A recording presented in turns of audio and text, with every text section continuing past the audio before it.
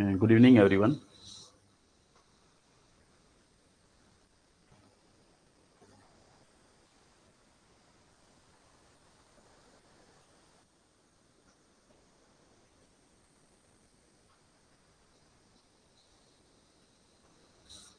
चलिए शुरू कर लेते हैं हम अपनी क्लास को।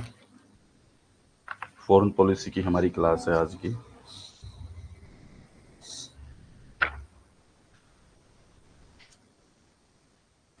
एक सेकंड रुकिए।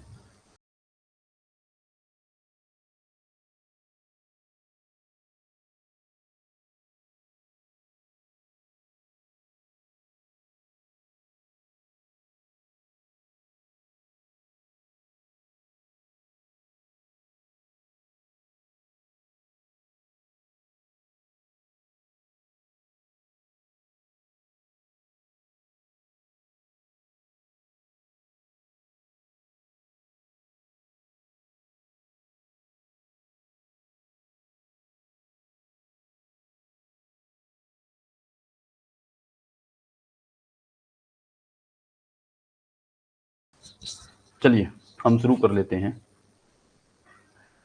यूट्यूब पे कई लोग जो देखते होंगे क्लास को, तो वो लोग क्या है कि ऐसे सोचते होंगे कि 5-7 मिनट बाद क्लास शुरू होती है। असल में आप लोग लेट इतना करते हैं ज्वाइन करने में, जबकि सबको आपको पता है कि 8 बजे क्लास शुरू होती है, तो 8 बजे ज्वाइन कर लिया करो। लेट क्यों करते हो? किस चीज़ में बिजी रहते हैं? 10 मिनट बाद ज्वाइन करते हो, या फिर आप सीरियस नहीं हो? डेली मैं यही देख रहा हूँ कि बच्चे हर रोज कम हो रहे हैं, ज्वाइन नहीं कर रहे हैं। या तो आप अलग से तैयारी कर रहे हैं, या फिर आप तैयारी नहीं कर रहे हैं। ठीक है, लेकिन यहाँ पे ऐसा लग रहा हो आपको कि यहाँ पे तैयारी नहीं हो पा रही है, वो बता दीजिए। अच्छा नहीं लगता ऐसे। जब चीज़ें हैं तो करनी चाहिए, उसको एडजस्ट करिए ढंग से। ऐसे टाइम पास मत करिए। तैयारी कर रहे हैं तो तैयारी के ढंग से होनी चाहिए। चलिए हम शुरू करते हैं, अपनी क्लास शुरू करते हैं। जो आएगा आ जाएगा, नहीं आएगा वो रह जाएगा। फॉरेन पॉलिसी के क्वेश्चन हैं। बहुत सिंपल क्वेश्चन होते हैं, बहुत आसान क्वेश्चन होते हैं। वंदे भारत मिशन भारत ने शुरू किया था एक। वो किस लिए शुरू किया गया था? तो भारत के बाहर जो लोग संकट में थे, भारतीय नागरिक जो संकट में थे, उनको सुरक्षित वापस लाने के लिए वंदे भारत मिशन शुरू हुआ था। ठीक है, तो ये इसका आंसर रहेगा। सेकंड क्वेश्चन है आपका, गुटनिरपेक्ष आंदोलन यानी कि नैम में भारत ने सर्वप्रथम किस वर्ष में भाग लिया था? तो सब जानते हैं, पहली बैठक में ही भारत ने भाग ले लिया था। 1961 में बेलग्रेड सम्मेलन हुआ था। इसके बाद क्वेश्चन आता है कि निम्नलिखित में से किस वर्ष में एक्ट ईस्ट पॉलिसी की घोषणा की गई थी? एक्ट ईस्ट पॉलिसी की घोषणा कब हुई थी? तो 2014 में हुई है इसकी घोषणा। ठीक है, एक्ट ईस्ट पॉलिसी कब आई है? 2014 में। और इससे पहले क्या थी ये? Look east policy. ठीक है, इसके बाद चलते हैं नेक्स्ट। निम्नलिखित में से कौन से सिद्धांत भारतीय परमाणु सिद्धांत से संबंधित हैं?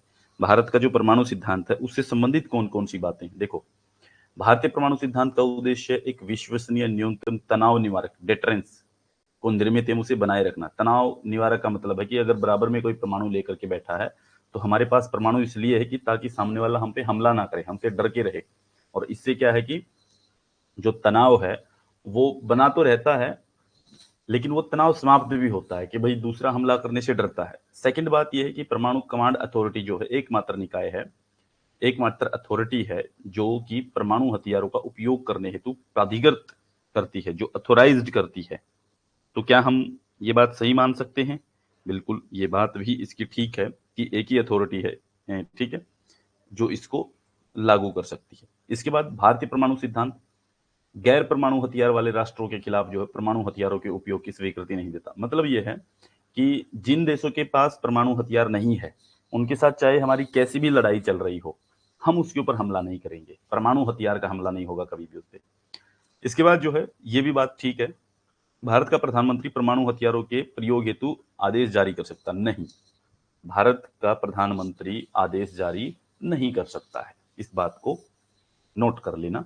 कहीं वहां पे जाकर के आजकल हमारी मीडिया में ऐसी बातें चलती ही रहती हैं, परमाणु हमला हो जाएगा, वो हो जाएगा, हमारे प्रधानमंत्री इतने पावरफुल हैं, परमाणु की इजाजत दे देंगे। असल में प्रधानमंत्री की इजाजत की जरूरत नहीं है, परमाणु कमांड अथॉरिटी होती है।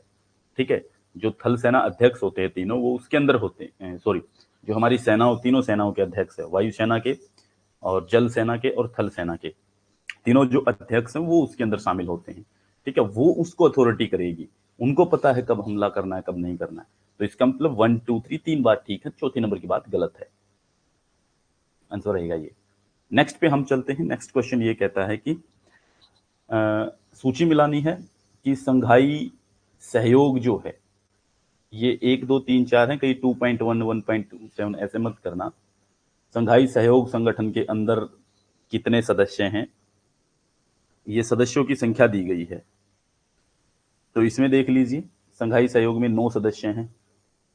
ठीक है, इसके बाद जो है आसियान के अंदर 10 सदस्य हैं, अफ्रीकी संघ जो है उसमें 55 सदस्य हैं, और यूरोपीय संघ में 27 सदस्य हैं, यूरोपियन यूनियन के अंदर। तो ये याद रख लेना, ये पेपर में हर बार आते हैं। ठीक है, नेक्स्ट चलते हैं। निम्नलिखित में से किस अधिनियम को हाइड एक्ट के रूप में जाना जाता है? तो भारत और अमेरिका के बीच में जो शांति परमाणु सहयोग समझौता हुआ था, उसके लिए हम इसको मानते हैं कि हाइड एक्ट किसे कहते हैं। भारत और यूएसए के बीच जो शांति परमाणु ऊर्जा सहयोग अधिनियम जो जो बना था, 2005 में आया था।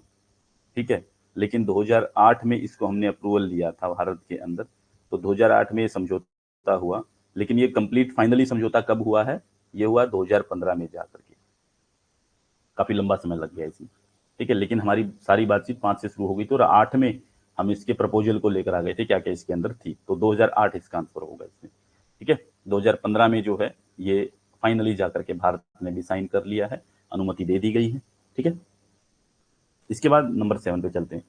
कौन से पंचशील के सिद्धांत हैं? पंचशील के सिद्धांत क्या क्या हैं? तो पंचशील के 5 सिद्धांत है भाई। देखो इसके अंदर कौन कौन से 5 सिद्धांत हैं। तो 5 सिद्धांत के अंदर जब आप देखते हैं तो देखिए, एक दूसरे की प्रादेशिक अखंडता और संप्रभुता के प्रति सम्मान करना, ये बात बिल्कुल। पारस्परिक अनाक्रमण, यानी कि एक दूसरे पे आक्रमण नहीं करेंगे। एक दूसरे के मामलों में हस्तक्षेप करना, हस्तक्षेप यानी कि ये तो नहीं होगा। अगर ऐसा होता कि एक दूसरे के मामले में हस्तक्षेप नहीं करना, तो हम इसको बात को मानते। 1 2 हो गई। इसके बाद पारस्परिक लाभ के लिए समानता और सहयोग करना, ये बात ठीक है कि हम एक दूसरे को जो है व्यापारिक घाटा नहीं होने देंगे, एक दूसरे का सहयोग करेंगे। समान अस्तित्व, ये वाली बात भी इसके अंदर नहीं आती है। तो 1 2 और 4 जो हैं, ये इसके लिए आंसर होगा, इसको ध्यान रखिएगा। नेक्स्ट चलते हैं। नेक्स्ट है कि विस्तारित पड़ोस, एक्सटेंडेड नेबरहुड भारतीय विदेश नीति का अवधारणात्मक छत्र, यानी कि कंसेप्चुअल अम्ब्रेला बन गया है। नीचे दिए गए विकल्पों में से कौन से विकल्प जो है भारत के विस्तारित पड़ोस के कार्य क्षेत्र के अंतर्गत नहीं आते हैं? कौन सी चीजें हैं जो भारत के विस्तारित पड़ोस में नहीं आएगी? कि भारत को अपना एरिया जो है वो बढ़ाना है, पड़ोस को विस्तारित करना है, तो कौन कौन से देश जो है वो नहीं आते इसमें? तो जो पूर्वी अफ्रीका जो है वो इसमें नहीं आता है, दक्षिणी चीन सागर आता है, स्वेज नहर आता है, एशिया प्रशांत क्षेत्र जो ये आते हैं इसके अंदर। भारत में वर्तमान विदेश मंत्री एस जयशंकर ने बहुपक्षीय कार्रवाई के विषय में भारत के उपागम को, फिलहाल भी अब भी यही बने हैं भारतीय विदेश मंत्री, अब भी कौन बन गए हैं? एस जयशंकर। ठीक है, तो दोबारा से वही बन गए हैं, कैबिनेट में आ गए हैं। देखिए, 5S का इन्होंने कॉन्सेप्ट दिया था, 5S के रूप में रखा। वो क्या क्या चीजें हैं? ठीक है, तो उसमें जो है निम्नलिखित में कौन से उसमें शामिल नहीं है? तो कौन सा उसमें शामिल नहीं है? देखो, सम्मान तो उसमें है ही, संवाद भी है और समृद्धि भी है। तो सामंजस्य जो है वो उसमें शामिल नहीं होगा, सामंजस्य को हम शामिल नहीं करेंगे। तो ये रहेगा इसका आंसर। Next question. तो इसमें क्या है, निम्नलिखित में से किसने जो है भारत को उन्नत परमाणु प्रौद्योगिकी वाले एक उत्तरदायी राज्य के रूप में वर्गीकृत किया? कि भारत जो है एक उन्नत परमाणु टेक्नोलॉजी भारत के पास है, और एक वो रिस्पॉन्सिबल स्टेट है, अकाउंटेबल स्टेट है, उत्तरदायी राज्य है। ये बात किसने कही है, किस राष्ट्रपति ने कही है, ये बात हमें बतानी है। तो जो जॉर्ज डब्ल्यू बुश थे, उन्होंने ये बात बोली, और इसीलिए 2005 में जो है वो समझौते की बात चलती है, 2008 में जो पहुंचती है, फिर 2015 तक पहुंच जाती है। ठीक है, वो तो जॉर्ज डब्ल्यू बुश जो है वो इस बारे में बात करते हैं। ठीक है, साथ में कई और लोग भी हैं, कुछ और दिया होगा नहीं? ठीक है, भारतीय विदेश नीति के मूल मूल्य कौन से हैं? कि भारत की विदेश नीति जो वो किन प्रिंसिपल के ऊपर आधारित, कौन सी वैल्यूज हैं भारत की विदेश नीति के अंदर शामिल? तो देखिए, आदर्शवाद और यथार्थवाद का सम्मिश्रण भारत की विदेश नीति में, कि दोनों का मिक्सचर है, आइडियलिज्म और रियलिज्म का, बिल्कुल ठीक है। सहिष्णुता का मूल्य, मतलब कि भारत एक्सेप्टेंस, टॉलरेंस का मूल्य भारत की इस विदेश नीति में रहता है, ये बात बिल्कुल ठीक है। साम्राज्यवाद विरोधी है भारत की विदेश नीति, उपनिवेशवाद के विरोध में भारत की विदेश नीति, ये भी बात बिल्कुल ठीक है।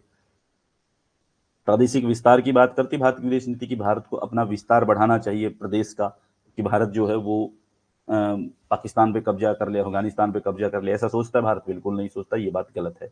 नेबरहुड फर्स्ट की कूटनीति, इन नेबरहुड पड़ोसी को पहल करवाना, ये कूटनीति क्या भारत की विदेश नीति में आती है? नहीं, ये नहीं आती है।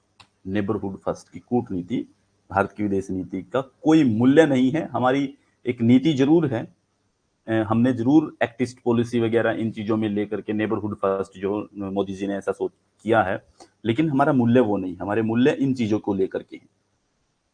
ठीक है, इन सिद्धांतों पे आधारित है हमारी विदेश नीति। 1 2 3 ये बातें ठीक रहेंगी। नेक्स्ट जो है 12 पे चलते हैं।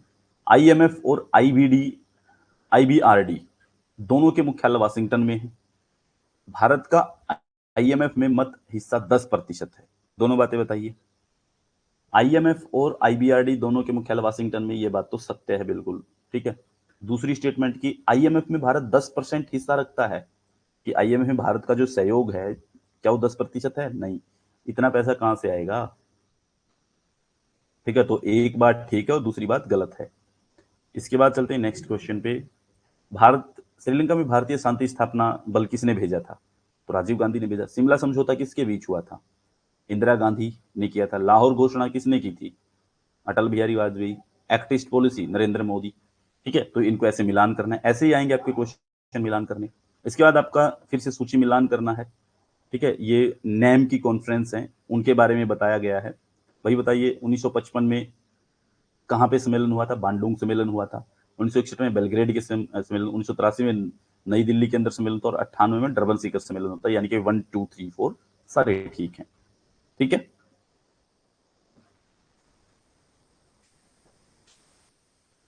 नेक्स्ट पे चलते हैं। ओके, नेक्स्ट है भारतीय वायुसेना द्वारा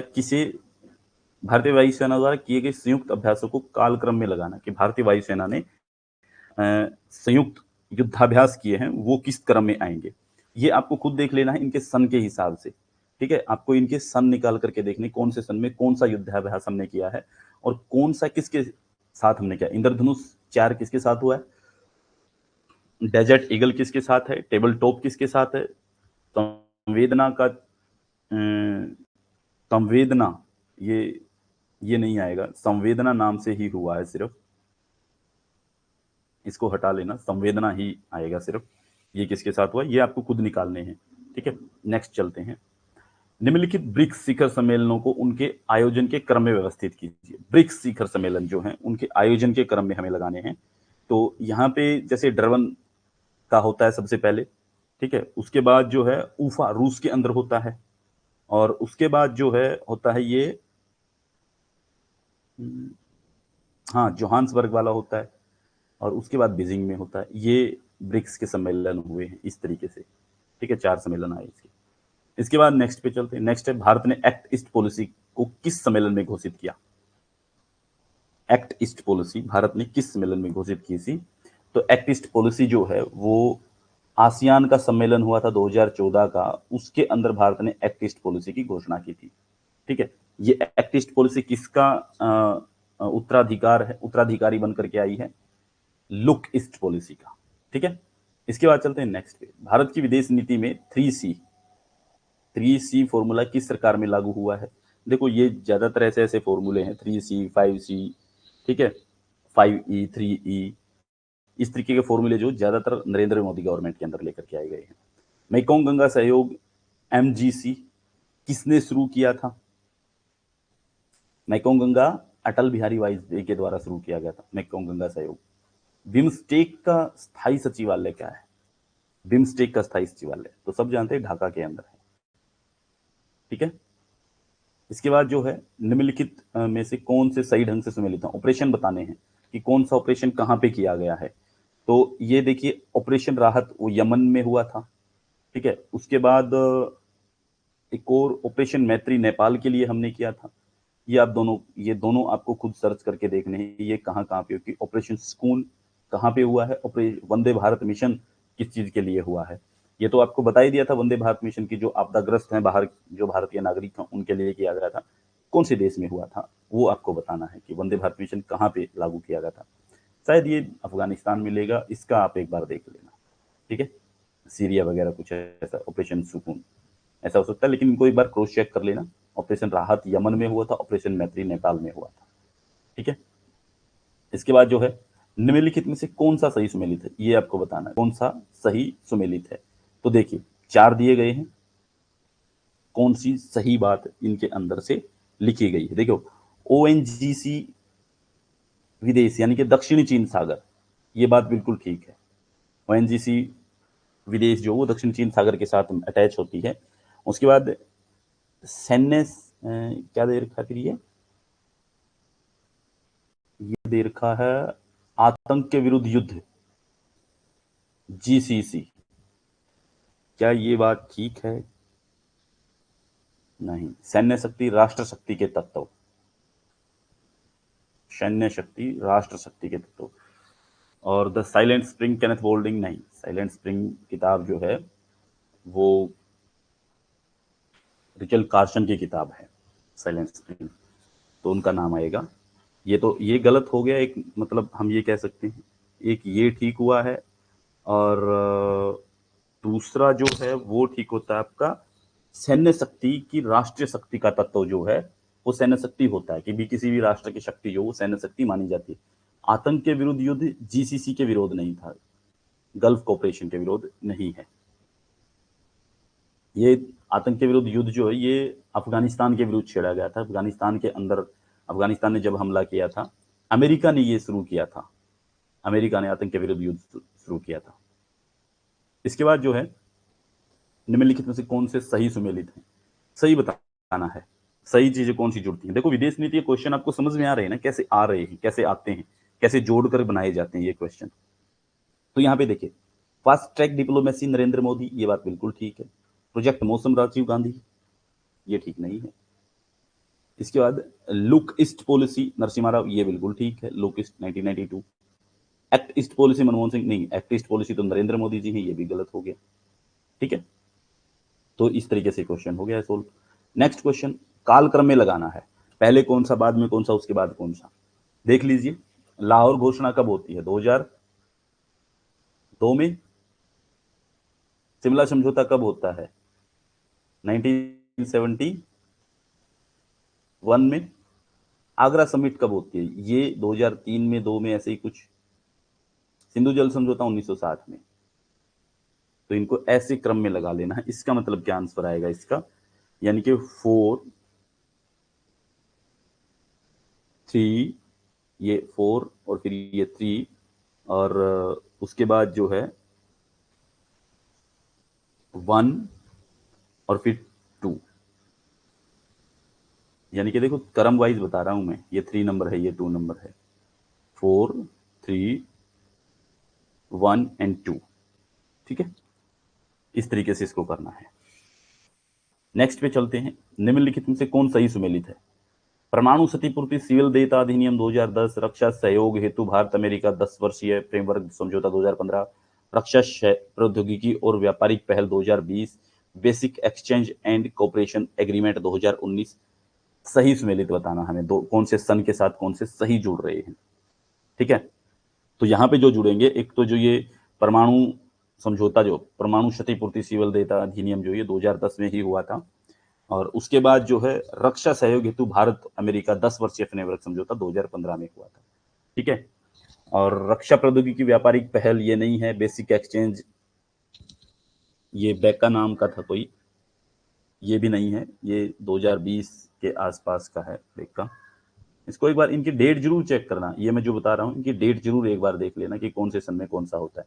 ये दो तो हैं ही आपके सामने, ठीक है। इसके बाद जो है निम्नलिखित को कालक्रम में लगाना, एक बार फिर से वैसा ही क्वेश्चन आ गया है कि लाहौर घोषणा कब होती है, ताशकंद समझौता कब होता है, तो ये 1966 में नया आ गया है, ठीक है। भारत अमेरिका परमाणु सिविल समझौता 2008 सबको पता है, ठीक है। शांति मित्रता सहयोग आधारित भारत सोवियत ट्रीटी 1971 में होती है, ठीक है, और लाहौर घोषणा 2002 में होती है। तो ये कंफर्म है, इस तरीके से ही है, तो इनको लगा लेना है ऐसे ही। इसके बाद चलते हैं शांतिपूर्ण नाभिक विस्फोट निम्नलिखित में से किसके नेतृत्व में भारत सरकार की नीति थी? कि शांतिपूर्ण नाभिक विस्फोट हमें करना है, तो किसकी नीति थी? तो इंदिरा गांधी की भी नीति थी, अटल बिहारी वाजपेयी की थी नहीं। अटल बिहारी वाजपेयी ने क्या किया था? परमाणु बम बनाया था। और इंदिरा गांधी ने क्या किया था? परमाणु बम नहीं बनाया, सिविल यूज के लिए हमने यूज किया था उसे, ठीक है। तो इसलिए इंदिरा गांधी। मौसम परियोजना नीति किससे संबंधित है? मौसम परियोजना तो हिंद महासागर, सब लोग जानते हैं हिंद महासागर के लिए हमने इसको लॉन्च किया है। नेक्स्ट पे चलते हैं। नेक्स्ट है आपका निम्नलिखित में से कौन सही ढंग से सम्मिलित है? सही ढंग से लगाना है। क्या सार्क का ऑफिस जो है वो सार्क ऑफिस काठमांडू में है? बिल्कुल ठीक बात है। क्या act east policy Narasimha Rao की? नहीं, एक्ट ईस्ट नहीं है, ये लुक ईस्ट तो नरसिम्हा राव की है, एक्ट ईस्ट नरेंद्र मोदी जी की है। नेबरहुड फर्स्ट पॉलिसी जो ये नरेंद्र मोदी जी लेकर के आए हैं। एशियाई अवसंरचना निवेश बैंक कुआलालंपुर, नहीं ये नहीं है, ये आपको एक बार चेक करना पड़ेगा। बता देना, मैं भी इस बारे में श्योर नहीं हूं, ठीक है। तो ये ऊपर वाले इस तरीके से, यानी कि 1 और 3 जो हैं ये दोनों सही रहेंगे, 1 और 3 ये दोनों ठीक हैं इसके। इसके बाद नेक्स्ट क्वेश्चन पे चलते हैं। पैरा डिप्लोमेसी तो नरेंद्र मोदी जी आ जाएंगे इसके लिए, तो पैरा डिप्लोमेसी भारत ने इसके मोदी जी के नेतृत्व में शुरू की है। निम्नलिखित में से कौन सही ढंग से सम्मिलित है? सही ढंग से यहाँ पे भी आपको वही बताना है। देखो जोड़ तोड़ कर करके क्वेश्चन बनाए जा रहे हैं कि किसके साथ कौन सा मैच हो रहा है, ठीक है। ऐसे ही पॉलिटिकल प्रोसेस के अंदर क्वेश्चन आते हैं कि सारे के सारी क्या करेंगे, लिस्ट बना करके दिए जाएंगे और उनमें से आपको सही मिलान करने आपसे पूछते रहेंगे। और यहाँ पे भी ऐसा ही है कि यहाँ से सही ढंग से सुमेलित करना पूछ रहे हैं, ठीक है। तो देखिए कौन सा सही ढंग से सुमेलित है, तो आपको बताना कौन सा सही ढंग से लगा हुआ है। देखो जल विद्युत कूटनीति जो है, क्या ये भारत के नेपाल के साथ है? बिल्कुल ठीक है। दूसरा बेसिक बेसिक ग्रुप, क्या इसके अंदर चीन है? बिल्कुल ठीक है।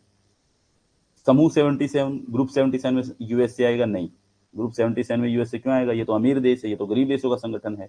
यूएसए तो G20 G7 इन देशों में मिलेगा। बिम्स्टेक पाकिस्तान, बिम्स्टेक को तो भारत ने लिया ही नहीं।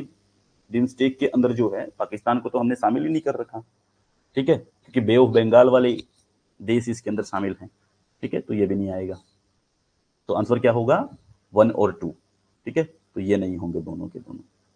नेक्स्ट चलिए, भारत का काला पानी भूभाग संबंधी विवाद किसके साथ है? नेपाल के साथ है, सब जानते हैं। पिछले दिनों केपी शर्मा ओली इसके ऊपर गर्म हो गए थे कि हमारा हिस्सा है ये, ठीक है। इसके बाद नेक्स्ट पे चलते, किस प्रधानमंत्री ने पड़ोसी देशों के साथ गैर पारस्परिक रियायतें देने वाली विदेश नीति को अपनाया है? मतलब कि किस प्रधानमंत्री ने पड़ोसी देशों के साथ गैर पारस्परिक रियायती देने वाली नीति अपनाई थी? तो किसने अपनाई थी ये नीति? इंद्र कुमार गुजराल ने, कि पारंपरिक रियायतें नहीं, नए ढंग से चीजें करनी पड़ेंगे। आई के गुजराल, ठीक है। 1954 में भारत ने किस पड़ोसी के साथ जो पंचशील समझौता किया था? सब जानते हैं, चीन के साथ हुआ था। नाभिकीय सिद्धांत के निम्नलिखित में से कौन सी विशेषता नहीं है? न्यूनतम विश्वसनीयता अवरोध, मित्र राष्ट्रों के विरुद्ध इसका प्रयोग नहीं करना, पहले इसका उपयोग नहीं करना था, केवल परंपरागत हथियारों वाले राज्यों के खिलाफ इसका उपयोग नहीं किया जाएगा। तो क्या आएगा इसका आंसर? आंसर आएगा कि मित्र राष्ट्रों के विरुद्ध इसका प्रयोग नहीं, विशेषता नहीं है। मतलब कि इसके अंदर कोई ऐसी विशेषता नहीं है कि मित्र राष्ट्र होंगे हम उस पर परमाणु हमला नहीं करेंगे, ऐसी कोई विशेषता नहीं है।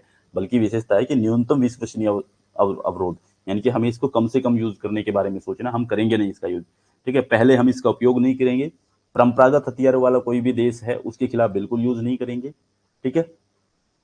नेक्स्ट आता है, पिछले 7 सालों में भारत ने अपने पड़ोसी देशों के साथ में जो है कौन से प्रमुख समझौते किए, कि भारत ने पड़ोसियों के साथ कौन कौन से समझौते हुए हैं उनके बारे में आपको बताना है। ये बिल्कुल newly current affair type question बनते हैं इस तरीके के, ठीक है। पिछले साल ही शायद ये क्वेश्चन आया होगा, 2020-21 में आया होगा फिर, ठीक है। तो इसके अंदर क्या आएगा? एक तो भारत ने नेपाल के साथ शक्ति व्यापार समझौता किया है, ये बात ठीक है। दूसरा, अफगानिस्तान के साथ भारत ने मैत्री बांध समझौता किया है, ये बात भी ठीक है। चटगांव बंदरगाह, चटगांव बंदरगाह का भी किया है क्या हमने? नहीं, ये नहीं किया है, मुझे नहीं लगता, कर्म गलती हो यहाँ पे। मालदीव में संसद का निर्माण भारत कर रहा है? नहीं, ये भी नहीं कर रहा है। भारत ने संसद का निर्माण अफगानिस्तान के अंदर किया है, मालदीव में नहीं किया है। अफगानिस्तान की संसद जो वो भारत ने बनाई है, ठीक है, तो 1 और 2 ये दो बात ठीक है। इसके बाद जो निम्नलिखित में से किन विवादों का संबंध भारत और पाकिस्तान से? भारत के साथ कौन कौन सा इनका विवाद है? सियाचिन विवाद है, बिल्कुल है। सरकरी विवाद है, ये भी विवाद है। काला पानी नहीं, काला पानी किसके साथ है? नेपाल के साथ। दाहग्राम किसके साथ? बांग्लादेश के साथ में। तो ये हमारे साथ नहीं है, तो 1 और 2 यही दो ही हैं बस। ठीक है, इसके बाद नेक्स्ट पे चलते हैं। नेक्स्ट, इनमें से कौन से देश बिम्स्टेक के सदस्य हैं? बिम्स्टेक के सदस्य कौन कौन से? बिम्स्टेक के अंदर कौन कौन से देश शामिल हैं? तो बिम्स्टेक के अंदर तो जो है वही देश आएंगे जो बे ऑफ बंगाल की खाड़ी के अंदर रहते। भारत और श्रीलंका आ जाएंगे, थाईलैंड और म्यांमार आ जाएंगे, तो यही आएंगे। चीन और पाकिस्तान तो है ही नहीं, हमने पीछे ही पढ़ा था कि पाकिस्तान तो है ही नहीं बिम्स्टेक का सदस्य। ठीक है, तो जापान और दक्षिण कोरिया तो बिल्कुल भी नहीं है, बहुत दूर हो गए। ठीक है, तो आंसर रहेगा 2 और 3। नेक्स्ट चलते हैं, एक को 2 के साथ मिला। चीन के साथ हमारा कौन कौन सा? गलवान घाटी इन्हीं के साथ चल रहा है। बांग्लादेश के साथ क्या है? भूमि समझौता हमने किया था 2015 में। पाकिस्तान के साथ क्या है? बगलीहार जल विद्युत परियोजना। नेपाल के साथ काला पानी विवाद चल रहा है हमारा। ठीक है, तो बगलीहार आपको पता है ना, जम्मू के अंदर जो है उसके ऊपर बनाया जा रहा है। बगलीहार नदी है वहां पे, वो छोटी सी एक नदी है, उसके ऊपर ये विद्युत परियोजना चल रही है। उसके लिए भारत और पाकिस्तान के बीच में दिक्कतें चल रही हैं। ठीक है, नेक्स्ट चलते हैं, नेक्स्ट क्वेश्चन पे आ जाइए। भारतीय विदेश नीति के निम्नलिखित घटनाओं को उनके कालक्रम में लगाना है। फिर वही लाहौर बस कूटनीति, लुक ईस्ट पॉलिसी, गुजराल सिद्धांत, ये 1996 में आता है। इसको नया बता देता हूँ। पोखरण 2 परमाणु विस्फोट कब होता है? ये 1998 में होता है। ठीक है, तो आपको सब कुछ पता है। लुक ईस्ट 1992 में आ जाता है, और लाहौर बस कूटनीति 2002 में आ जाती है। ठीक है, तो ये वाले समझौते हैं हमारे सारे के सारे, ये देख लेना आप लोग सारे एक बार मिला करके। इसके बाद जो है क्षेत्रीय सहयोग के लिए इंडियन ओशियन रिम एसोसिएशन का मुख्यालय किस देश के अंदर बनाया गया? बताइए, इंडियन ओशियन रिम एसोसिएशन का मुख्यालय कहाँ पे है? तो आप जानते हैं, मॉरिशस के अंदर बनाया हमने। ठीक है, इसके बाद 2014 में प्रधानमंत्री नरेंद्र मोदी के शपथ ग्रहण समारोह में दौरान किस संगठन के नेताओं को आमंत्रित किया गया था? अभी 2024 आ गया है, फिर से प्रधानमंत्री मोदी जी बन गए हैं। कौन कौन आए हैं? एक तो भारत के पड़ोसी देश बुलाए गए हैं, सारे के सारे जितने भी पड़ोसी देश थे सबको आमंत्रित किया गया था, उसमें पाकिस्तान नहीं है। ठीक है, और कुछ प्रमुख देशों को भी बुलाया गया है। तो आपको वो लिस्ट निकाल करके रख लेनी है कि किन किन को यहाँ पे आमंत्रित किया गया था। ठीक है, क्योंकि मोदी जी कल फिर से इटली जा रहे हैं। ठीक है, तो याद रख लेना है, मोदी जी की पहली यात्रा कल से शुरू हो जाएगी। ठीक है, तो सब कहते हैं मोदी जी काम पे लग जाते हैं, तो लग गए काम पे। ठीक है, तो 42 के अंदर। ठीक है, तो किनको बुलाया गया था 2014 में? सार्क वाले को, सार्क के जितने देश हैं सबको बुलाया था। भारत की प्रवासी नागरिकता OIC, ठीक है, ओवरसीज इंडियन सिटीजन योजना के अंतर्गत भारत के प्रवासी जनसमूह को निम्नलिखित में से क्या प्रदान नहीं किया जाता? क्या चीज नहीं मिलती है इन लोगों को OIC के तहत? तो OIC के तहत जो है भारत के अंदर इनको राजनीतिक अधिकार जो वो नहीं दिए जाएंगे, ये अधिकार जो है नहीं मिलेंगे, राजनीतिक अधिकार। इसके बाद जो है 2020 में भारत ने यूएसए के साथ रक्षा सहयोग के किस समझौते पर हस्ताक्षर किए थे? 2020, अभी मैंने थोड़ी देर पहले किया था ये बात। हम कह रहे थे कि कब हुए थे, तो भारत का बेका के ऊपर, basic exchange and cooperation agreement, बेका के ऊपर हमने साइन किया 2020 के अंदर। नेक्स्ट, जो भारत और चीन के मध्य जो है स्थित सीमा रेखा का नाम बताइए। भारत, तो आपको ये भी नहीं पता होगा क्या? बताइए, ड्यूरेंट रेखा किसके बीच में है? रेड क्लिफ किसके बीच में है? मैकमोहन किसके बीच में? पाक स्ट्रेट किसके बीच में है? तो मैकमोहन तो भारत और चीन के बीच में आती है, भारत पाकिस्तान के बीच में रेड क्लिफ आती है। ड्यूरेंट रेखा जो है वो अफगानिस्तान और पाकिस्तान के बीच में आती है। ठीक है, ये पाक स्ट्रेट जो है ये शायद ईरान और पाकिस्तान के बीच में रहती होगी। तो इसको देख लेना, मुझे भी नहीं पता इसके बारे में इतना, इनके बारे में पता था, बता दिया। भारत की विदेश नीति के नियम में निम्नांकित कथनों को कौन सा सही है? विदेश नीति के नियम में कौन सा सही है? देखिए, 2015 में भारत और बांग्लादेश के बीच जो एक समझौता हुआ भूमि को लेकर के, भूमि समझौता था, बिल्कुल ठीक बात है ये बात। तो भारत ने वर्ष 2017 में श्रीलंका के हम्बनटोटा बंदरगाह के निर्माण पर सहमति व्यक्त की, क्या ये बात ठीक है? नहीं, ये बात ठीक नहीं है। हम्बनटोटा की हमने कोई जिम्मेदारी नहीं ले रखी। इसके बाद जो भारत ने वर्ष 2011 में अफगानिस्तान के साथ रणनीतिक भागीदारी समझौता SPA पर हस्ताक्षर किए थे, ये बात बिल्कुल करेक्ट है। मालदीव के अब्दुल्ला यमीन 2013 से 18 के शासनकाल में भारत के साथ मैत्री संबंध थे। ये बात भी डाउटफुल है, ये नहीं है ऐसा। भारत और मालदीव के बीच में संबंध गड़बड़ में चल रहे हैं। तो आंसर होगा 1 और 3 का। ठीक है, नेक्स्ट चलते हैं। भारतीय विदेश नीति में इंदिरा सिद्धांत किससे संबंधित है? इंदिरा सिद्धांत ये पेपर के लिए इंपॉर्टेंट है, इसको ध्यान रखिएगा। तो ये बनेगा कि एक तो इसका उद्देश्य भारत का वैश्विक शक्ति बनना, नहीं, ये मतलब नहीं था इंदिरा सिद्धांत। ये पड़ोसी देशों के साथ सहयोग विकसित करने की नीति है, नहीं, ये भी नहीं था। इसमें भारत की सुरक्षा दक्षिण एशिया के समकक्ष प्रदर्शित की गई। हाँ भाई, दक्षिण एशिया के अंदर भारत की सुरक्षा को लेकर के कंसर्न जो है वो आया था, वो बात यहाँ पे रखी गई, ये बिल्कुल ठीक है। इंदिरा सिद्धांत में दक्षिण एशियाई क्षेत्र में किसी भी हस्तक्षेप को भारत की सुरक्षा में खतरा माना जाएगा कि भाई दक्षिण एशिया के अंदर कहीं पर भी अगर कोई हमला होता है, कोई भी हो, चाहे वो कोई भी कितना ही पावरफुल देश हो, उसको भारत की सुरक्षा के अंदर खतरा माना जाएगा। इसलिए इंदिरा का सिद्धांत बहुत ही पावरफुल लेडी थी। 3 और 4 नंबर आ गया, ये आ गया। भारत द्वारा हस्ताक्षरित किए गए निम्नलिखित समझौतों को उनके प्रकटन के क्रम में व्यवस्थित कीजिए। भारत द्वारा जो हस्ताक्षर किए गए समझौते हैं उनको कब किस क्रम में प्रकट किया गया वो बताना। भूमि सीमा समझौता बांग्लादेश के साथ हुआ था 2015 में। ठीक है, ताशकंद समझौता 1966 में भारत पाकिस्तान के साथ होता है। मास्को टेस्ट बैंड ट्रीटी ये रसिया के अंदर है। भारत सोवियत मैत्री संधि ये भी हुई थी 1971 में। इसका मुझे थोड़ा सा डाउट है ये कब की है, ठीक है, ये नहीं पता है, लेकिन आंसर आप इसका निकालेंगे तो इसका आंसर आ जाएगा कि जैसे 2-4-1 तो ऐसे बन ही गया, आंसर में देख लेते हैं। 2-4-1 तो यहाँ बन रहा है, तो इसका मतलब 3 जो है वो इससे भी पहले हुई है, 1966 से पहले भी। ठीक है, ठीक है, तो इसका मतलब आंसर तो यही बन रहा है, किसी और के साथ नहीं मैच हो रहा है। इसको एक बार टेस्ट करना है आपको, एक बार चेक कर लेना मास्को टेस्ट बैंड ट्रीटी कब होती है। नेक्स्ट जो है कि किस देश की विदेश नीति जो उसके इतिहास का परिणाम होती है। देखो क्या इन्होंने 2 स्टेटमेंट दे, किसी देश की विदेश नीति उसके इतिहास का परिणाम होती है, बात बिल्कुल ठीक है। भारत के अंदर कौटिल्य कभी से रियलिस्टिक बातें करते आए हैं। दूसरा, भारतीय विदेश नीति राष्ट्रीय आंदोलन के केंद्रीय मूल्यों से निर्मित है, कि भारत की जो विदेश नीति है उसका जो राष्ट्रीय आंदोलन उससे निर्मित हुई है। तो वही जब इतिहास की बात हो रही है तो वहीं से हुई है निर्मित। हमने उपनिवेशवाद का समर्थन कहाँ किया है, साम्राज्यवाद का समर्थन कहाँ किया, उसका विरोध कर रहे हैं हम, नस्लवाद का विरोध करते हैं हम। ठीक है, हम विश्व युद्धों के अंदर हमें शामिल किया गया, हम विरोध करते रहे, तो हमने शांति की नीति का प्रयोग किया है। ठीक है, परमाणु हमला हुआ, हमने कहा कि परमाणु बनाना ही नहीं है।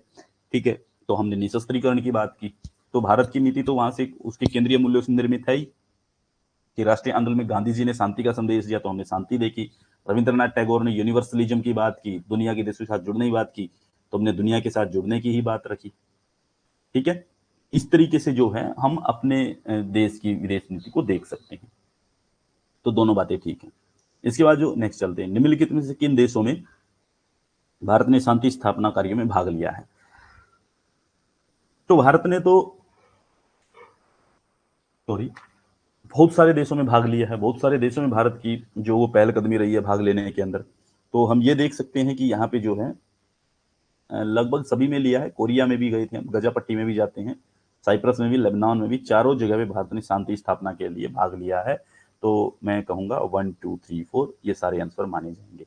नेक्स्ट जो है, नेक्स्ट क्वेश्चन जो है वो आता है आपका कि प्रधानमंत्री और साथ में दिए गए भारतीय विदेश नीति के मेल के पत्र कौन कौन से हैं। फिर वही शिमला समझौता किसके दौरान हुआ था? शिमला समझौता इंदिरा गांधी की देन है, ये सब जानते हैं। शिमला समझौता इंदिरा गांधी और बेनजीर बिलावल भुट्टो, शायद ऐसा कुछ नाम है उनका, उनके बीच में होता है 1971 में। Act east policy, act east policy बताइए, नरेंद्र मोदी जी जुड़ेंगे। भारत श्रीलंका में भारतीय की शांति स्थापना, सेना भेजी गई, राजीव गांधी। लाहौर घोषणा, अटल Bihari Vajpayee.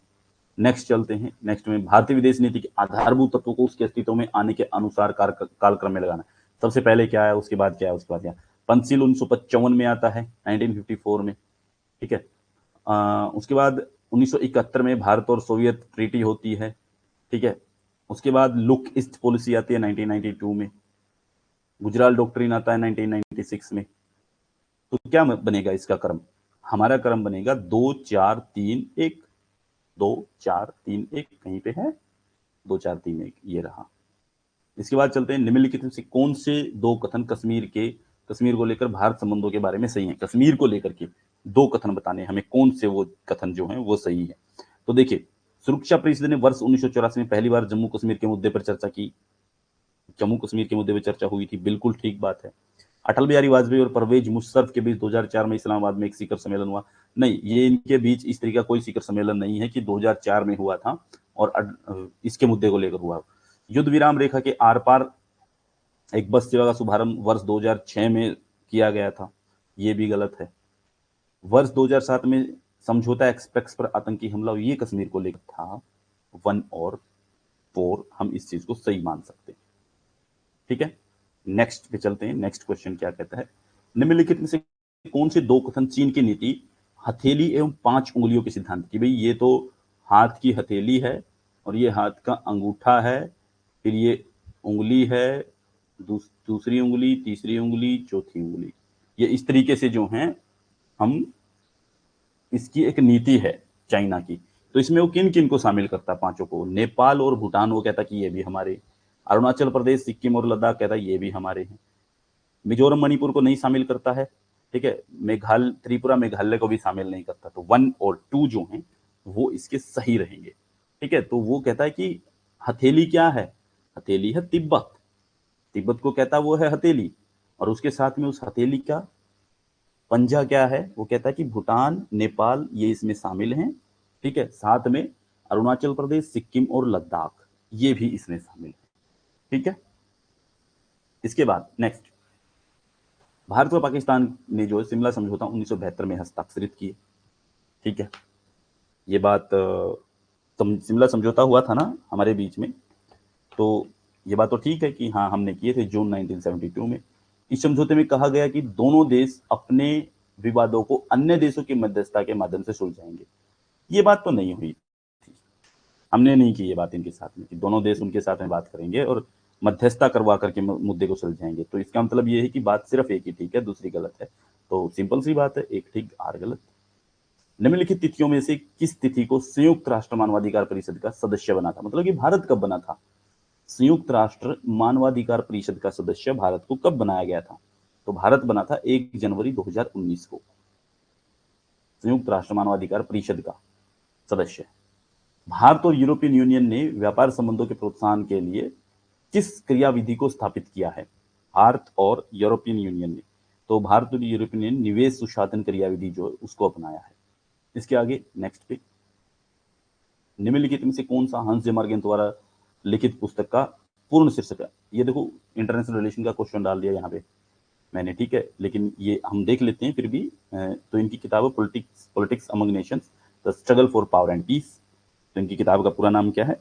Struggle for power and peace. ये पेपर में आ सकता है, पूछा गया है पहले। मार्च, भारत द्वारा 27 मार्च 2019 को किया गया एंटी सैटेलाइट मिसाइल परीक्षण जाना जाता है। 27 मार्च 2019 को एंटी सैटेलाइट मिसाइल परीक्षण किया था भारत ने, इसको किस नाम से जाना जाता है ये हमें बताना है। तो इसको हम जानते हैं मिशन शक्ति के नाम से, मिशन शक्ति। ठीक है, नेक्स्ट चलते हैं। भारत और पाकिस्तान के बीच, जो पाकिस्तान के साथ सिंधु जल समझौते के अंतर्गत भारत का किन नदियों पर अनन्य अधिकार है? कि भारत का किसके साथ रहता है भाई? ठीक है, तो भारत अपना कर लीजिए, सवरा का नाम लिख लीजिए, सवरा। सवरा तो क्या बन गया? सतलुज, व्यास और रावी। सतलुज, व्यास, रावी। ठीक है, रावस भी कर लो इसको चाहे, तो हमारा यही है, इसके ऊपर अधिकार है। नेक्स्ट जो है, भारत की लुक वेस्ट पॉलिसी भारत के संबंधों की किसके साथ व्यापकता व विस्तार का पक्ष पोषण करती है? लुक वेस्ट पॉलिसी बताना हमें, ईस्ट नहीं, लुक वेस्ट पॉलिसी। ठीक है, ये लगा लो यहाँ पे, ये है भारत। ठीक है, तो एक इधर एक इधर, लुक वेस्ट की तरफ चले जाइए, यानी कि वेस्ट क्या होता है? पश्चिम। तो पश्चिम की ओर देखो नीति क्या है? ठीक है, और ईस्ट क्या होता है? पूर्व। पूर्व की ओर देखो नीति। तो वेस्ट की तरफ हमें देखना, तो वेस्ट में देखिए कौन से देश आएंगे फिर यहाँ पे। क्या पश्चिम के देशों को लेंगे? यूरोपियन यूनियन को लेंगे? नहीं। अफ्रीका और दक्षिण अमेरिका को लेंगे? नहीं। पश्चिम एशियाई सहयोग। पश्चिम एशियाई देश कौन से हैं? देख लीजिए एक बार ध्यान से, थोड़ा सा सोच लीजिए, मैं भी सोच लेता हूँ। यही आएगा, पश्चिम एशिया के जो देश हैं, गल्फ कंट्रीज वगैरह, इन देशों की तरफ देखने की बात हुई थी। एशिया के पश्चिम देश, ठीक है, आपको ये ध्यान देना है। ठीक है, तो इसके बाद 1998 में पोखरण में भारत के परमाणु विस्फोट के पश्चात निम्नलिखित में से कौन सी प्रतिक्रियाएं हुई? अमेरिका ने भारत और पाकिस्तान दोनों के परमाणु परीक्षणों की भर्त्सना की, ऐसा हुआ था। ठीक है, ये बात हुई थी, भारत और पाकिस्तान दोनों की आलोचना हुई। संयुक्त राष्ट्र सुरक्षा परिषद ने परमाणु विस्फोटों की भर्त्सना करते हुए संकल्प पारित किया, ऐसा भी हुआ था, संकल्प भी आया था। 1173 नाम से एक संकल्प निकलता है भारत के खिलाफ, जिसको चाइना ने ड्राफ्ट किया था। ठीक है, इसके बाद जो है अमेरिका तथा उसके सामरिक सहयोगियों ने भारत पर बिल्कुल, भारत के ऊपर इकोनॉमिक रिस्ट्रिक्शंस लगाई गई। उसके बाद अमेरिका के दबाव के बाद भारत परमाणु अप्रसार संधि पर हस्ताक्षर करने के लिए सहमत। भारत ने किया ही नहीं, बोले कि नहीं करेंगे। तो भारत के लिए ये 3 बातें ठीक है। ठीक है, इन तीनों बातों के 1 2 3 याद कर लेंगे। इसके बाद चलते हैं नेक्स्ट पे। निम्नलिखित में से किस प्रधानमंत्री ने विशुद्ध गुट निरपेक्षता की? विशुद्ध गुट निरपेक्षता तो मोरारजी देसाई आएंगे। विशुद्ध गुट निरपेक्षता की नीति अपनाई है। इसके बाद चलते हैं, पीवी नरसिम्हा राव ने लुक ईस्ट पॉलिसी को पहली बार कब प्रस्तुत किया था? तो भारत आसियान जो है क्षेत्रीय वार्ता का भागीदार बना था जनवरी 1992 में, तब इन्होंने प्रस्तुत किया था इसको। ठीक है, इसके और 2014 में मोदी जी ने भी भारत आसियान वार्ता के दौरान किया था। भारत और आसियान के संबंध में निम्नलिखित कथनों पर विचार कीजिए। भारत आसियान के संबंध में कथनों पर विचार करना है। देखिए क्या है, भारत 1992 में आसियान का क्षेत्रीय भागीदार बना, बिल्कुल ठीक बात है। दिल्ली वार्ता आसियान और भारत के बीच राजनीतिक आर्थिक मुद्दों के, बिल्कुल नहीं, ये बिल्कुल नहीं, राजनीतिक आर्थिक मुद्दे नहीं होते इनके बीच में। भारत 1996 में आसियान का वार्ता भागीदार बन गया, पहले क्षेत्रीय भागीदार बना, फिर वार्ता भागीदार 96 में, ये बात भी बिल्कुल ठीक है, यानी कि दोनों बातें ठीक है। भारत 2000 में आसियान का शिखर सम्मेलन सत्र का भागीदार बन गया, नहीं, शिखर सम्मेलन का हम नहीं बन पाए। तो इसका मतलब 1 और 3 जो है वो ठीक है, बाकी ठीक नहीं है।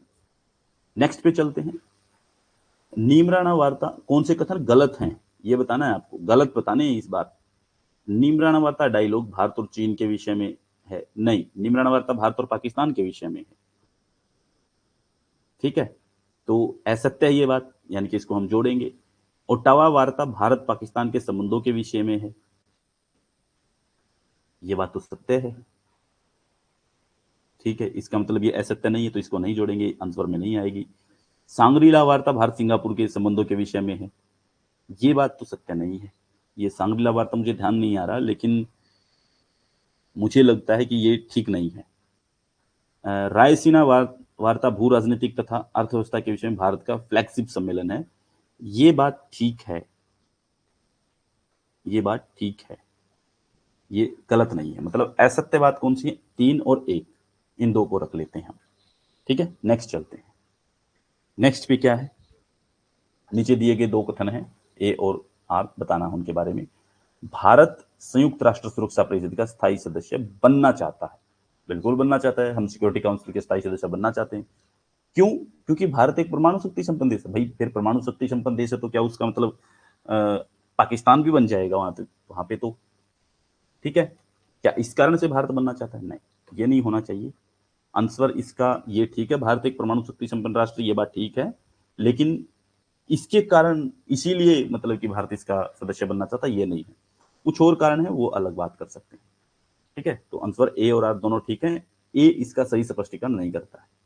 संयुक्त राष्ट्र संघ के परिप्रेक्ष्य में भारत की विदेश नीति का मुख्य उद्देश्य 3 घनिष्ठ रूप से जुड़े लक्ष्य हैं, इन लक्ष्यों में निम्नलिखित में कौन कौन शामिल है?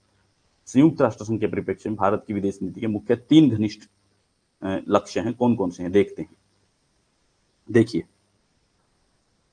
21वीं सदी में अंतरराष्ट्रीय संबंध को आकार प्रदान करने में महत्वपूर्ण भूमिका, ये 20 कहां से आ गया, हटाओ इसको। क्या ये है? कौन शामिल नहीं है, आपको बताना है कौन शामिल नहीं है। तो ये तो शामिल है ही, एक लक्ष्य तो। दूसरा, अहिंसकता मानवोचित अंतरराष्ट्रीय प्रणाली की दिशा में आंदोलन करना, यह भी शामिल है। अंतरराष्ट्रीय विकास के सतत तथा अपेक्षाकृत न्याय संगत पैटर्न के लिए स्थितियों को बढ़ावा देना, अंतरराष्ट्रीय विकास और सतत विकास के लिए, ये बात भी बिल्कुल ठीक है। संयुक्त राष्ट्र संघ को अपनी वित्तीय संसाधन स्वयं विकसित करने के लिए उसकी सहायता, नहीं, ये नहीं है कि वित्तीय साधन संयुक्त राष्ट्र खुद मैनेज करेगा, इस बारे में भारत का कोई उद्देश्य नहीं है। इसके बाद निम्नलिखित में से कौन पंचशील सिद्धांत 1955 में शामिल नहीं है? 1955 का जो सिद्धांत है पंचशील का, उसमें कौन कौन सी बातें जो है वो शामिल नहीं है वो देख लेते हैं। एक दूसरे की क्षेत्रीय अखंडता तथा संप्रभुता के लिए पारस्परिक सम्मान करना, यानी कि बिल्कुल ठीक बात है। परमाणु हथियारों का विकास नहीं करना, नहीं, ये उसमें कहीं पर भी नहीं लिखा हुआ है कि परमाणु हथियारों की बात होगी 5 बातों में, नहीं। समानता में पारस्परिक लाभ की बात है, शांतिपूर्ण सह अस्तित्व की बात है, लेकिन परमाणु हथियारों वाली कोई बात उसके अंदर शामिल नहीं है। नेक्स्ट पे चलते हैं, नीचे 2 कथन दिए गए। उत्तर स्वतंत्रता काल में भारत ने विदेश नीति के अंतर्गत गुटनिरपेक्षता को चुना। भाई भारत जब आजाद हो गया, स्वतंत्रता के बाद जो है भारत ने गुटनिरपेक्षता की नीति अपनाई, ये बात बिल्कुल ठीक है। क्यों? क्योंकि गुटनिरपेक्ष आंदोलन स्वतंत्रता, समानता और संप्रभुता के लिए अभिकथन था। भाई ये उसको जो है उसका एक नारा था, ये गुटनिरपेक्ष आंदोलन जो स्वतंत्रता, समानता और संप्रभुता के लिए एक नारा था, इसलिए भारत ने जो है गुटनिरपेक्षता को चुना था। ये बात बिल्कुल करेक्ट है और सही स्पष्ट करती है ऊपर वाली बात को। नेक्स्ट, एशिया के साथ भारत का मिलन वचनबद्धता की कल्पना में स्पष्ट अभिव्यक्त किया गया था, ये किसने बताया है? एशिया के साथ भारत का मिलन वचनबद्धता की कल्पना में स्पष्ट अभिव्यक्त किया गया है, किसने कहा ये बात? तो मुझे लगता है जवाहरलाल नेहरू से बेहतर कोई नहीं होगा, हैं भी ये रहे। ठीक है, नेक्स्ट पे चलते हैं। नेहरू के भारत को एशिया में अपनी वैध भूमिका अदा करने से रोकने वाले कारक और शक्तियां या तो एक सीमा तक कम हो गए या पुनः परिभाषित किए गए हैं। यानी कि नेहरू के भारत को एशिया में अपनी वैध भूमिका अदा करने से रोकने वाले कारक जो हैं वो शक्तियां कम हो गई या एक सीमा तक जो हैं वो समाप्त हो गई हैं या पुनः परिभाषित किए जा रहे हैं। तो इसका कारण क्या है? कारण ये क्योंकि अपने राष्ट्रीय हितों को पूरा करने की कोशिश करने के लिए शीत युद्ध का अंत और भारत के लिए सामरिक जगह का विस्तार व्यापक हो गया है। बिल्कुल मुझे तो लग रहा है कि ये बात ठीक होनी चाहिए, दोनों ही बातें ठीक हैं और इसका आंसर भी यही है। ठीक है, ये आंसर हो जाएगा। इसके बाद क्षेत्रीय पहल के भाग के रूप में भारत ने 2004 में टोक्यो समझौते की पहल की, बात तो ठीक है। इसके फलस्वरूप जिस संगठन का उद्भव हुआ उसका क्या नाम था? टोक्यो के अंदर 2004 में कौन सा संगठन निकल करके आता है भारत का? BRICS. Brazil, Russia, India, China, South Africa. South Africa को ब्रिक्स में कब शामिल किया गया? 2009 में। ठीक है, 2009 में साउथ अफ्रीका शामिल हुआ था, उससे पहले ब्रिक था ये।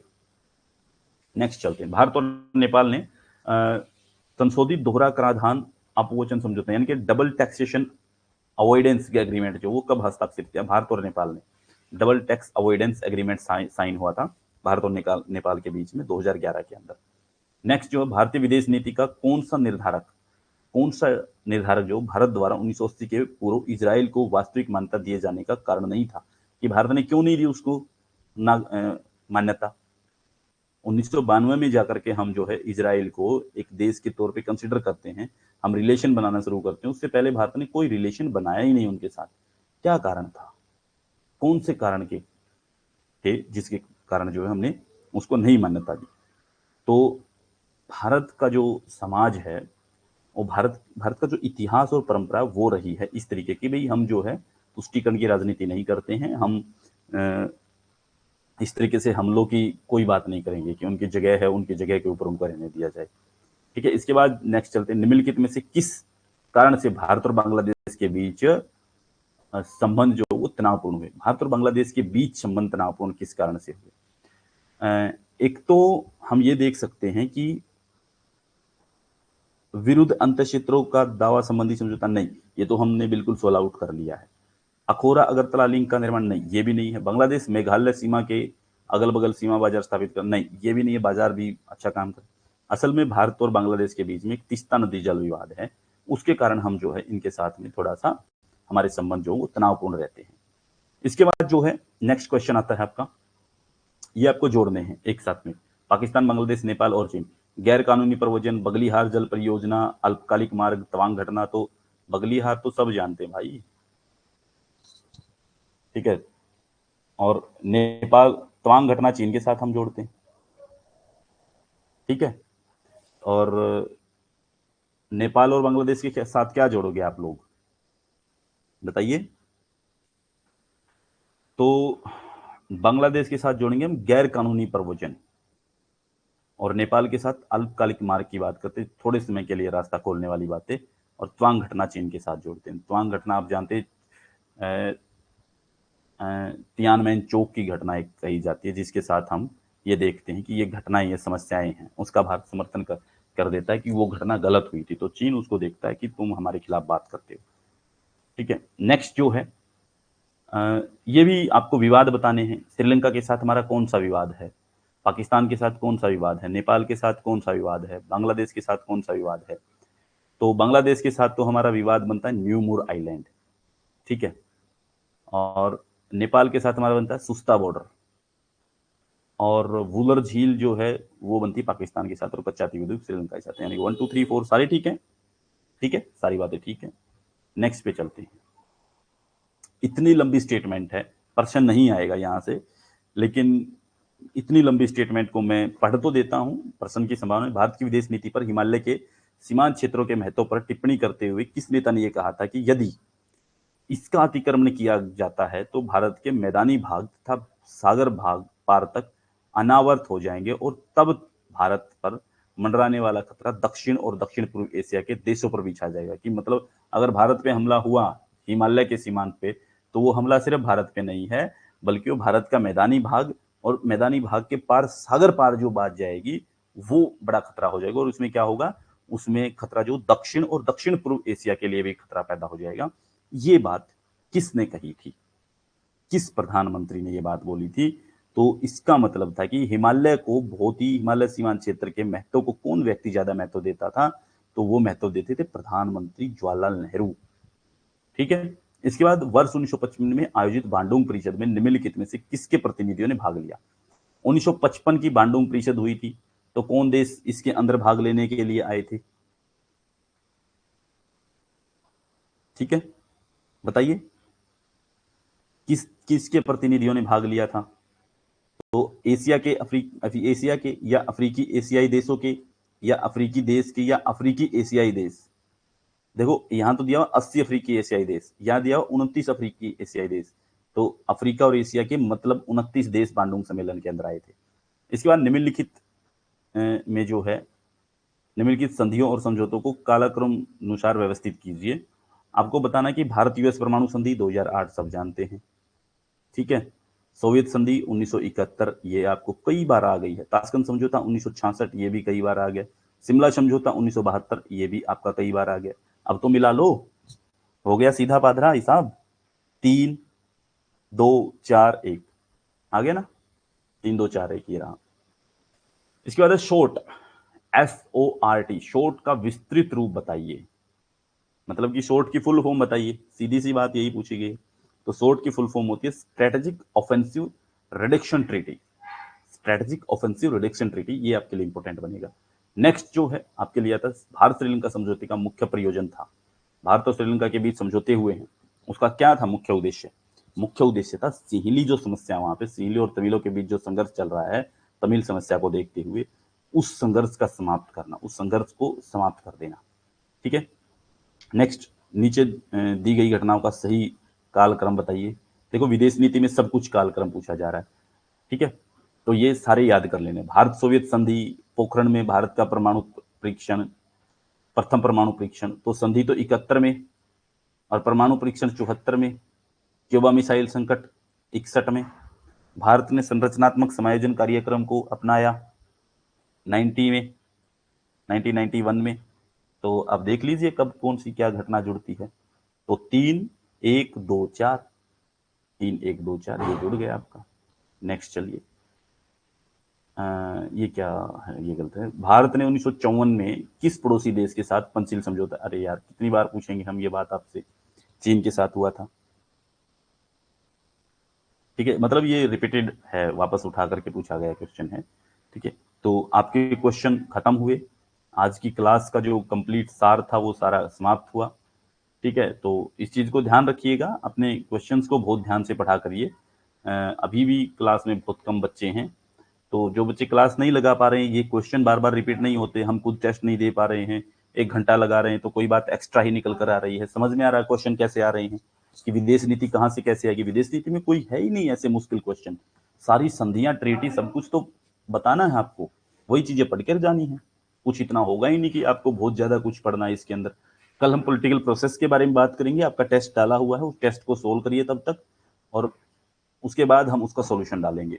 ठीक है, सॉल्यूशन यानी कि हम इसी को जो है अगर कोई बच्चा इसको दोबारा देखना चाह रहा है तो आप एक काम करिएगा, कल मैं इसको यूट्यूब पे भी डाल दूंगा, ठीक है, और वैसे भी इसको डाल देता हूँ मैं आपके, यहाँ तो आ ही जाती है, यूट्यूब पे देखना चाहो वहां से भी देख सकते हो, ठीक है, तो इसको डाउनलोड कर सकते हैं वहां से आप। तो हमने इसको कर दिया है तैयार, तो इसको देख लेना, ठीक है। आज की क्लास में इतना ही, मिलते हैं कल एक बार फिर से नए टॉपिक के साथ में, नई यूनिट के क्वेश्चंस के साथ में। तब तक के लिए धन्यवाद।